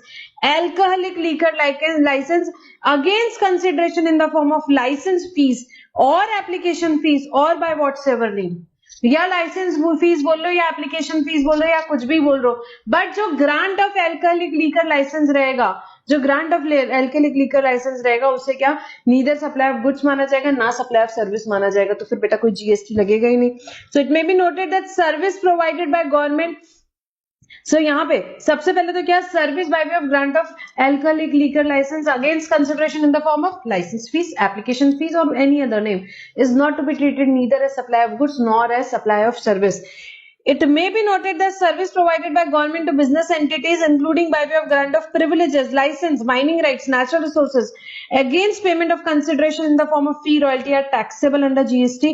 Tax is required to be paid by business entity or on the services under reverse charge. तो बेटा government जो दूसरी सर्विसेज दे रही है, जैसे कि लाइसेंस की, माइनिंग राइट्स की, नेचुरल रिसोर्सेज की, वो सारों की बात नहीं हो रही है, वो सारों की बात नहीं हो रही है, वो तो जीएसटी में टैक्सेबल है, वो तो जीएसटी में टैक्सेबल है। सिर्फ गवर्नमेंट ने यहाँ पे किस पे बोला कि किसको सप्लाई ऑफ गुड्स या सप्लाई ऑफ सर्विस नहीं माना जाएगा, only alcoholic liquor license, grant of alcoholic liquor license. Okay, so this was one notification here. Then one clarification in respect of goods sent taken out of India for exhibition or on consignment basis for export promotion. तो मैंने क्या किया, मैं कुछ goods लेके गई भाई India के बाहर। क्यों लेकर के गई मैं यहाँ पे, एक्सपोर्ट प्रमोशन के लिए कुछ गुड्स मैं यहाँ पे लेकर के गई इंडिया के बाहर, एग्जीबिशन के लिए, कंसाइनमेंट के लिए, तो उसके बारे में कुछ बताया है। तो एक्टिविटी जो मैं गुड्स लेकर के बाहर गई एग्जीबिशन के लिए, कंसाइनमेंट बेसिस के लिए, बेटा वो सप्लाई नहीं होती, वो सप्लाई नहीं होती। क्यों वो सप्लाई नहीं होती? क्योंकि उसमें कोई कंसिडरेशन ही नहीं है, no consideration, so that activity does not constitute supply within the scope of section 7 as there is no consideration at that point of time। जब मैं कुछ यहां से बाहर एग्जीबिशन के लिए लेके जा रही हूँ, क्या कोई कंसिडरेशन है? भाई कंसिडरेशन ही नहीं है तो सप्लाई नहीं है, ये तो अभी आपको अच्छे से पता है। Except one such activity falls under schedule 1, schedule 1 में फॉल कर रही है तो बात अलग हो गई। सच activity, since such activity is not supplied, the same cannot be considered as zero rated supply। जब सप्लाई ही नहीं है तो जीरो रेटेड सप्लाई का कोई मतलब ही नहीं है। As per the provisions contained in section 16, that being the case, execution of bond LUT as required in section 16 is not required। भाई जब सप्लाई नहीं है तो जीरो रेटेड सप्लाई नहीं है, जीरो रेटेड सप्लाई हमने पढ़ा था, जीरो रेटेड ही सप्लाई नहीं है तो फिर वो बॉन्ड एग्जीक्यूट करने की बात ही नहीं आती, बॉन्ड एग्जीक्यूट करने की बात ही नहीं आती। सो हाँ बेटा, ये specified goods are sold abroad fully और partially with in the specified period of 6 months. अभी क्या हुआ, ये गुड्स को मैंने इंडिया के बाहर भेजा था एग्जीबिशन के लिए। अब क्या हुआ, वो गुड्स 2 महीने बाद बिक गए, दे आर सोल्ड। या तो फुल्ली 2 महीने बाद 100 क्वांटिटी भेजी थी, पूरी 100 बिक गई, या 100 क्वांटिटी भेजी थी, यहाँ पे 80 बिक गई, ठीक है। या तो पूरा पार्ट बिक गया या कुछ पार्ट बिक गया। तो जब वो सेल होगा गुड्स तब क्या करना है, तो you have to issue a tax invoice in respect of such quantity of specified goods which have been sold. तो यहाँ पे क्योंकि सेल हो गया, अब सप्लाई हो गया, तो जब भी सेल हो गया उस टाइम पे विद इन 6 मंथ्स तो हमने टैक्स इनवॉइस इश्यू कर लेनी है। अब भाई अगर 100 क्वांटिटी का हुआ तो 100 की टैक्स इनवॉइस इश्यू कर दो, 80 क्वांटिटी का हुआ तो 80 क्वांटिटी की इश्यू कर दो। कब? जब भी सेल हुआ, 1 महीना, 2 महीना, 3 महीना, 4 महीना, 5 महीना, जब भी हुआ उतने बाद, जब भी हुआ सेल तब। Now, when the specified goods sent taken out of India have neither been sold nor brought back, ना तो बिका ना वापस लेके आया, एग्जीबिशन के लेके गया, 6 महीना हो गया, तो फिर either fully or partially within the stipulated period of 6 months, या 6 महीना दे दिया, 6 महीना दे दिया, उसके बाद भी कुछ नहीं हुआ, ना बिका ना वापस आया, तो फिर issue tax invoice on the date expiry of 6 months. 6 महीने खत्म होने के बाद बेटा टैक्स इनवॉइस इश्यू होगी, 6 महीने खत्म होने के बाद टैक्स इनवॉइस इश्यू होगी from the date of removal of such quantity of specified goods which have neither been sold nor brought back, जो कि ना कि बिके ना वापस आए। तो 6 महीने बाद बेटा क्या होगी, यहाँ पे 6 महीने बाद टैक्स इनवॉइस इश्यू हो जाएगी, टैक्स इनवॉइस इश्यू हो जाएगी, ठीक है। तो यहाँ पे जो गुड्स हम इंडिया के बाहर लेकर के जाते हैं उससे सबसे पहले तो क्या सप्लाई ट्रीट नहीं किया जाएगा जब उसे लेके जा रहे हैं, ना सप्लाई ट्रीट किया जाएगा तो फिर जीरो रेटेड सप्लाई की बात ही नहीं है, और ना कोई बॉन्ड एग्जीक्यूट होगा, ना कोई बॉन्ड एग्जीक्यूट होगा। बची टैक्स इनवॉइस की बात, तो भाई अगर 6 महीने के अंदर अंदर कभी भी जब बिक जाते, for example at the end of 2 month, तो टैक्स इनवॉइस इश्यू कर दो। बट 6 महीने खत्म हो गए, ना बिके ना वापस आए, तो उसके एंड में उसकी टैक्स इनवॉइस इश्यू कर ली जाएगी और उसे सप्लाई ट्रीट कर लिया जाएगा। तो ये बेटा एक क्लैरिफिकेशन था। एंड लास्ट, इस चैप्टर का लास्ट क्लैरिफिकेशन देखेंगे, levy of GST on service of display of name or placing of nameplates of the donor in the premises of charitable organization receiving donation or gift from individual donors।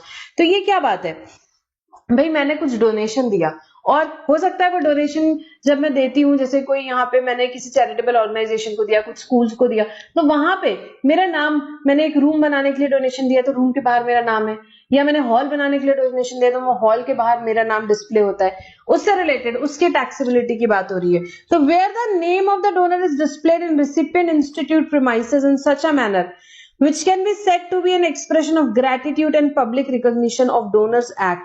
तो बेटा यहाँ पे मैंने, क्योंकि उन्हें for example कोई organisation को पैसे दिए कि भाई आप यहाँ पे रूम बना लीजिए, रूम के बाहर उन्होंने नाम दिया, नाम लिखा मेरा, तो it is an expression of gratitude कर रहे हैं, वो मेरी पब्लिसिटी नहीं कर रहे, मेरा एडवर्टाइजमेंट नहीं कर रहे हैं, मैंने अच्छा काम किया, just as a expression of gratitude उन्होंने मेरा नाम दिया। So it is not aimed at publicity to the donor in such manner that it would be an advertisement और प्रमोशन ऑफ बिजनेस। ना वो एडवर्टाइजमेंट है उस डोनर के लिए, ना उसके प्रमोशन बिजनेस है, जस्ट आउट ऑफ ग्रेटिट्यूड उसका नाम डिस्प्ले किया। Then it can be said there is no supply of service for a consideration in the form of donation. वो डोनेशन को कंसिडरेशन बोल के सप्लाई नहीं बोलेंगे भाई, नहीं जीएसटी नहीं लगेगा, बिल्कुल नहीं लगेगा, उसे कंसिडरेशन नहीं मानो, डोनेशन को कंसिडरेशन ना मानो, उसे एडवर्टाइजमेंट सर्विस नहीं माना जाएगा। There is no obligation on the part of recipient of donation और गिफ्ट टू डू एनीथिंग। यहाँ पे रिसिपिएंट का कोई यहाँ पे ऑब्लिगेशन नहीं कि उसने करना है, कोई सर्विस देनी है, नहीं, बिल्कुल नहीं। Therefore, there is no GST liability on such consideration. Confusion था, डिपार्टमेंट का बोलना था, तो यहाँ पे क्लियर किया गवर्नमेंट ने कि नहीं भाई, वो कोई एडवर्टाइजमेंट सर्विस नहीं है, कोई कंसिडरेशन नहीं माना जाएगा डोनेशन को, और कोई जीएसटी नहीं लगेगा। GST will not be levied on consideration received, namely the gift or donation. Conditions क्या दी है? Gift or donation is to charitable organization. The payment has the character of gift or donation, and it leads to no commercial gain, no advertisement, and not advertisement. It leads to no commercial gain, and it is not an advertisement. Then there will be no GST on display of name or placing of nameplates of donor in the premises of charitable organization. Okay, so this was a very simple clarification. Next देखेंगे clarification regarding GST applicability on liquidated damages, compensation, penalty arising out of breach of contract और other provision of law. सबसे पहले तो आपको याद है, क्या ध्यान ले जाऊंगी शेड्यूल 2 में। शेड्यूल 2 में हमने क्या पढ़ा था? अगर agreeing to obligation to refrain from an act है, या agreeing to obligation to tolerate करना पड़ रहा है कोई एक्ट या सिचुएशन, या agreeing to obligation to do an act, इनको क्या बोला था भाई? ये सप्लाई ऑफ सर्विस होंगे। अगर ये सप्लाई है तो शेड्यूल 2 क्या बोलता है? ये सप्लाई ऑफ सर्विस होंगे। सप्लाई ऑफ सर्विस होंगे क्या? Agreeing to obligation to refrain from an act, tolerate an act और सिचुएशन, और डू एन एक्ट। अब दो चीजें बड़ी इंपॉर्टेंट है इस केसेस में। सबसे पहले तो अग्रीमेंट या कॉन्ट्रैक्ट होना चाहिए। देयर मस्ट बी एक्सप्रेस और इम्प्लाइड अग्रीमेंट और कॉन्ट्रैक्ट, यहां पे बिल्कुल होना ही चाहिए। ठीक है, अब अग्रीमेंट या कॉन्ट्रैक्ट होना चाहिए, और एग्रीमेंट और contract independent stand alone agreement या कॉन्ट्रैक्ट हो सकता है, या it can B form part of another contract, चलेगा, उसमें कोई दिक्कत नहीं। बट क्या होना चाहिए? अग्रीमेंट या कॉन्ट्रैक्ट होना चाहिए। एंड सेकेंड, कंसिडरेशन आना चाहिए in return to this agreement और कॉन्ट्रैक्ट। ठीक है, कंसिडरेशन आना चाहिए। किस चीज के लिए कंसिडरेशन आना चाहिए? फॉर सच रिफ्रेनिंग, टॉलरेटिंग या डूइंग, जिसके लिए भी कंसिडरेशन आना चाहिए भाई, कंसिडरेशन आना चाहिए। अब हम देखेंगे अलग अलग केसेस में टैक्सेबिलिटी क्या है। सबसे पहले लिक्विडेटेड डैमेजेस, नाम तो सुना ही होगा।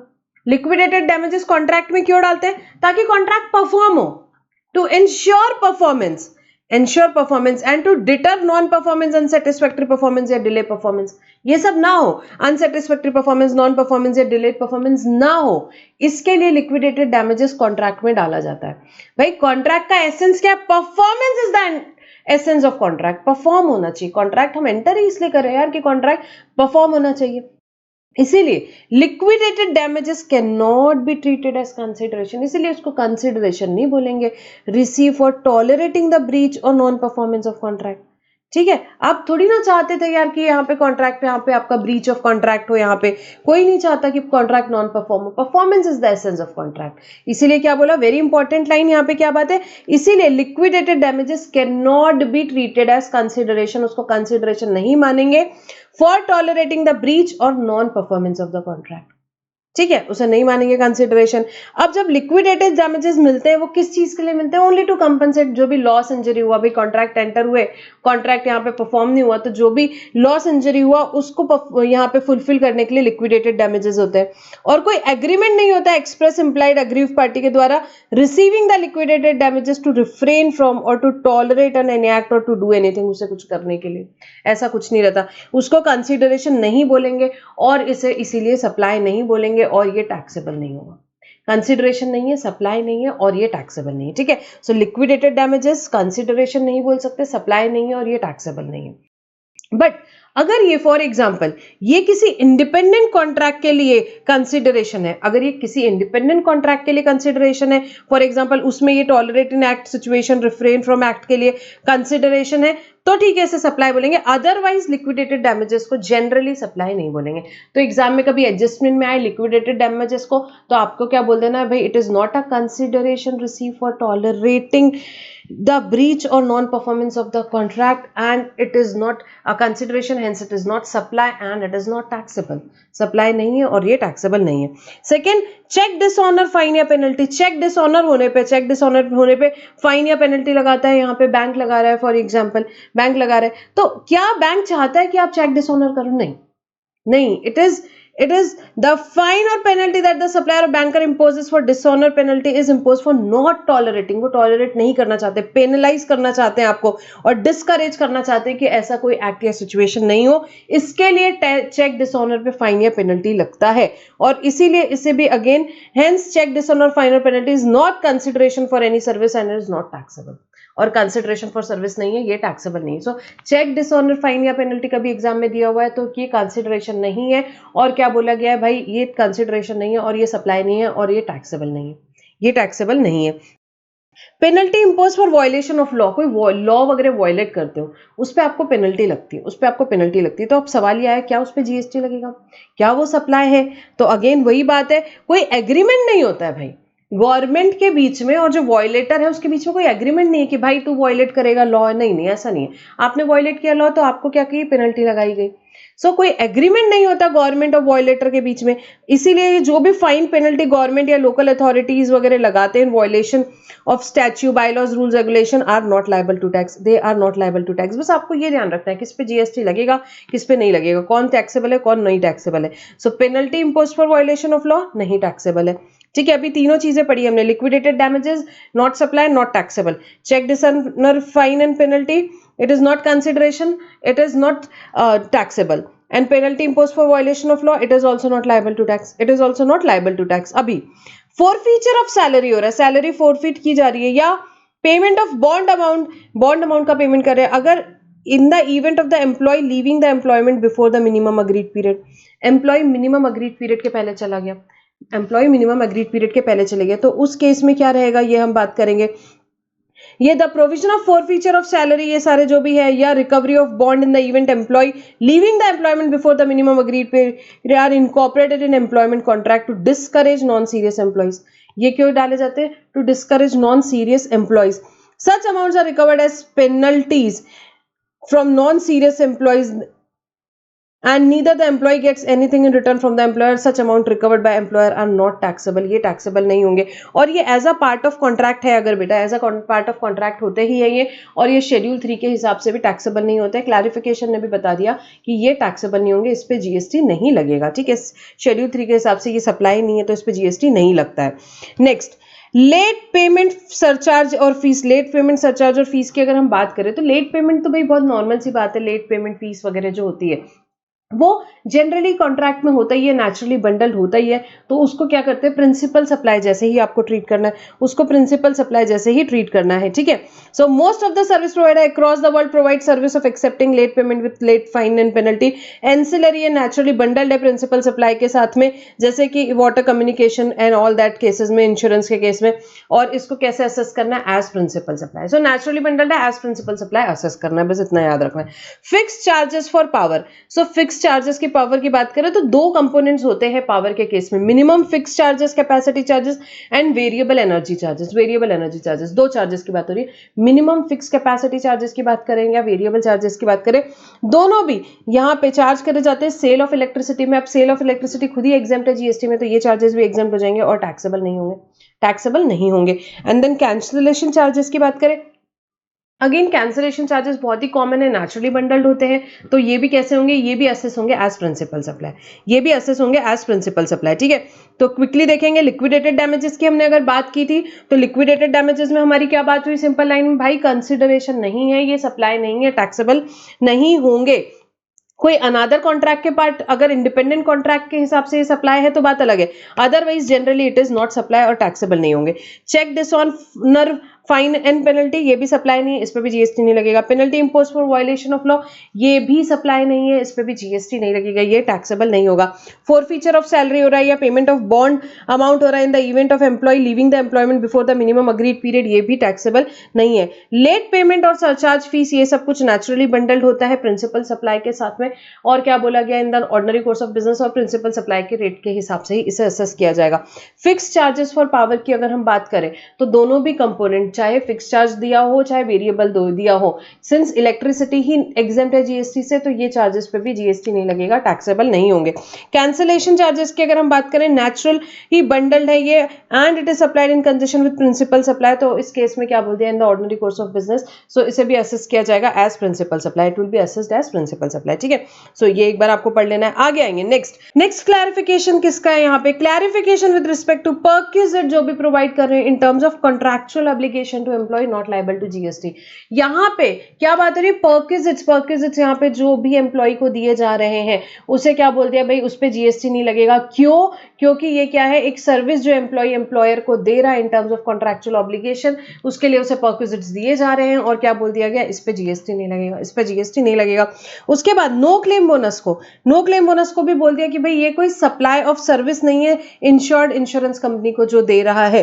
नो क्लेम बोनस क्या होता है, बड़ी सिंपल सी बात है। फॉर एग्जांपल मेरा प्रीमियम इस साल का इंश्योरेंस पॉलिसी जो मैंने ली है 10,000 रुपए का प्रीमियम है, पिछले साल मैंने कोई क्लेम नहीं किया था तो इंश्योरेंस कंपनी ने क्या किया, खुश होकर के मेरे को नो क्लेम बोनस दिया 1,000 रुपए का, मतलब अब मुझे सिर्फ 9,000 रुपए का प्रीमियम इस साल में पे करना है। क्यों दिया मेरे को यहाँ पे 1,000 रुपए का नो क्लेम बोनस, क्योंकि मैंने पिछले साल में कोई क्लेम नहीं किया था, तो अभी क्या बताया गया, क्लैरिफिकेशन क्या है नो क्लेम पे, it is clarified that there is no supply provided by insured to insurance company। insured कोई इंश्योरेंस कंपनी को सप्लाई नहीं दे रहा है, उसको सप्लाई नहीं बोलेंगे, आप नहीं बोल सकते of agreeing to obligation to refrain from the act of lodging insurance claim, उसने इंश्योरेंस क्लेम लॉन्च नहीं किया, उसको आप ये नहीं बोल सकते कोई सप्लाई ऑफ सर्विस है during the previous year, and no claim bonus can not be considered as consideration, उसको कंसिडरेशन नहीं मानेंगे for any supply provided by insured to insurance company, उसे कोई सप्लाई नहीं मानेंगे। और यहाँ पे 9,000 रुपए जो आप पे करोगे प्रीमियम, उसी पे क्या लगेगा, जीएसटी लगेगा, एक ये बात भी है। Next, supply of food and beverages as cinema halls taxable as restaurant service, क्या बात हो रही है यहाँ पे, अगर यहाँ फूड और बेवरेजेस, यहाँ पे ये क्या आया, क्या क्लैरिफिकेशन, अगर यहाँ फूड एंड बेवरेजेस को टैक्सेबल किया जाएगा रेस्टोरेंट सर्विस के जैसे, जब अगर यहाँ पे आपने क्या किया, ये फूड और बेवरेजेस सप्लाई किए जा रहे हैं as a part of service and it is supplied independent of cinema exhibition services, मतलब मैं पीवीआर में गई, मैंने सिर्फ पॉपकॉर्न खरीदे, अभी खरीदे, तो मुझे क्या मिल जाएगा, independent of cinema exhibition services, मैंने यहाँ पे क्या किया, पॉपकॉर्न जाकर के लिए, ठीक है, मैं मूवी देख रही हूँ अलग, मैंने उसका पेमेंट किया है, मैंने जाके काउंटर से पॉपकॉर्न लिए, तो उसे क्या मान लिया जाएगा, रेस्टोरेंट सर्विस मान लिया जाएगा। बट जहां पे sale of cinema ticket and food and beverages are club together, जब मैं टिकट बुक कर रही हूँ उसी टाइम पे दोनों चीजें क्लब की गई है टुगेदर, उसी टाइम पे दोनों चीजें बुक क्लब की गई है, यहाँ पे क्या क्या, जो मैं सिनेमा की टिकट है वो और फूड एंड बेवरेजेस, उस केस में क्या बोल दिया, it satisfies the test of composite supply, और इसमें क्या लगेगा, जीएसटी रेट लगेगा प्रिंसिपल सप्लाई का, मतलब जो सिनेमा एग्जीबिशन सर्विस है उसी को प्रिंसिपल सप्लाई है और उसी का रेट ऑफ टैक्स लग जाएगा, ठीक है। उसके बाद taxability on shares held in a subsidiary company by holding company ने अगर कोई शेयर्स हेल्ड करके रखी है किसमें, सब्सिडरी कंपनी में, तो क्या उसे सप्लाई बोल देंगे, तो बात होगी, उसे सप्लाई ऑफ सर्विस नहीं बोला जाएगा। मियर holding of shares in a subsidiary company को सप्लाई ऑफ सर्विस नहीं बोला जाएगा। क्विकली देखेंगे क्या बात है भाई, securities neither goods nor service, हमने पढ़ा हुआ है, गुड्स की भी डेफिनेशन, सर्विस की भी डेफिनेशन, दोनों में भी सिक्योरिटीज नहीं आता है, सिक्योरिटीज में शेयर्स आता है, मतलब कि सिक्योरिटीज जो होल्ड कर रहा है होल्डिंग कंपनी सब्सिडरी कंपनी में, वो गुड्स भी नहीं है, सर्विस भी नहीं है। परचेज और sale of security itself supply of goods या सर्विसेज नहीं होता है, ठीक है। और कोई भी ट्रांजैक्शन या एक्टिविटी को सप्लाई ऑफ सर्विस बोलने के लिए सबसे पहले वो सप्लाई तो होना चाहिए। सिर्फ एसएससी में एंट्री है in the scheme of classification, इसलिए आप नहीं बोल सकते कि सप्लाई ऑफ सर्विस है। सो इन शॉर्ट आपको क्या याद रखना है यहाँ पे, कि अगर आपने होल्डिंग कंपनी ने सब्सिडरी में कोई शेयर्स हेल्ड करके रखे, सिर्फ होल्ड करके रखे, उसको क्या नहीं बोला जाएगा, उसको कोई सप्लाई नहीं बोला जाएगा, it is not supply of service and it can not B taxed under GST. बेटा ये सब हमने पढ़ लिया, क्विक रिवीजन है इसलिए हम क्विकली जा रहे हैं। सो बेटा here we complete our chapter number 2 supply under GST. क्या क्या पढ़ा हमने, सबसे पहले पढ़ा 7(1)(a) क्या, for a consideration for the purpose of business है, सप्लाई हो गया। 7(1)(b) इंपोर्ट किया, क्या, service, whether or not for the purpose of business but for the consideration, उसे क्या बोल दिया, सप्लाई बोल दिया, फिर बाद में एग्जेम्पशन नोटिफिकेशन से एग्जेम्प्ट कर दिया पर्सनल पर्पस वाले को। देन शेड्यूल 1 हमने पढ़ा, शेड्यूल 1 में 4 एक्टिविटीज है, that would be treated as supply, क्या क्या, permanent transfer, disposal of business asset where input tax rate has been taken. Second, supply between related और डिस्टिंक्ट पर्सन, एम्प्लॉयर एम्प्लॉय के बीच में 50,000 तक के नहीं। देन थर्ड बेटा supply between principal and agent, and then fourth बेटा क्या था, import of services by any person from a related person outside India. या किसी डिस्टिंक्ट पर्सन से उसे सप्लाई बोला जाएगा. So these are the 4 activities which would be treated as supply even if made without consideration. Then we have studied schedule 2, जो क्या बोला, supply of goods या सप्लाई ऑफ सर्विस. क्या रहेगा वो बताएगा. Most important in that is work contract. किसका होता है? Movable property. सेकेंड सबसे इंपॉर्टेंट क्या? Restaurant and catering. इन दोनों को हमेशा क्या बोला जाएगा? सर्विस बोला जाएगा. इमूवेबल प्रॉपर्टी याद रखो, सर्विस बोला जाएगा. देन कम शेड्यूल 3, वहां हमने कुछ एक्टिविटीज और ट्रांजैक्शन पढ़ा जो should be treated neither as supply of goods nor as a supply of service. Then हमने कंपोजिट एंड मिक्स सप्लाई का कंसेप्ट पढ़ा. कंपोजिट सप्लाई में रेट किसका लगेगा? प्रिंसिपल का जो रेट है. For example mobile and charger में मोबाइल का रेट 12% है, चार्जर का रेट 18% है, तो चार्जर को भी टैक्स क्या लगेगा? 12% के हिसाब से. Then mix supply highest rate, तो वो केक्स वाला एग्जांपल लिया था, जिसका रेट सबसे ज्यादा है वो रेट लग जाएगा पूरी सप्लाई पे. And here we complete this chapter supply under GST and will stop our discussion over here for this chapter. Thank you for now.